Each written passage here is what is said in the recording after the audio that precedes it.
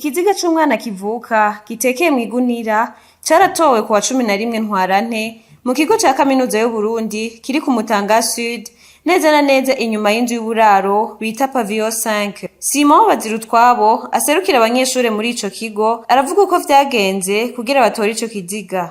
Nyene kwagirwa n'ico caha yavuze yuko yabikoze mw'ijoro na mw'ijoro usanga bigoye kubona umuntu ariko ararengana, ariko mu gitondo abantu bamaze kuja ku mashure niho baciye ahantu babona ikintu kitameze neza, hama baragenda kuraba baca basanga n'uruyagwa bataweho.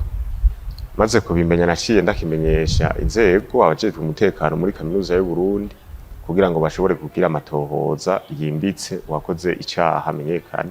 Nayo Colonel Gaston Uwimana ajejwe umutekano mu bigo vya kaminuza y'u Burundi avuga ko uwo mwigeme yamaze gufatwa akaba ariko akorwa ko amatohoza. Iyo makuru bariyo kuko yari umwigeme w'umunyeshure asanze yiga muri peya Mirohero mu gisata c'icongereza mu mwaka gatatu. Uyo mwigeme niwe yarasanze afise imbanyi uko twashoboye kugira amatohoza twabimenye. Amatohoza aciye tworohera kuko twadusanze tuzi ko ari we afise iyo mbanyi niwe twaciye dukorerako. Mpamvu nta byashoboye kutubwira gusa ico yakoze nuko yabitwemereye ko ari we yabigize. Ndibaza ko ivyo bizoba amatohoza y'igipolisi. Mu masaa 6 niho twamenye ko hari ikiziga kiri inyuma y'uburaro aho uyo mukobwa yarasanzwe aba hano. Ivyo mwanya bakiri kw'ishure bakabo bangira kubikora. Bishitse naho bakabikora kuko barakoze.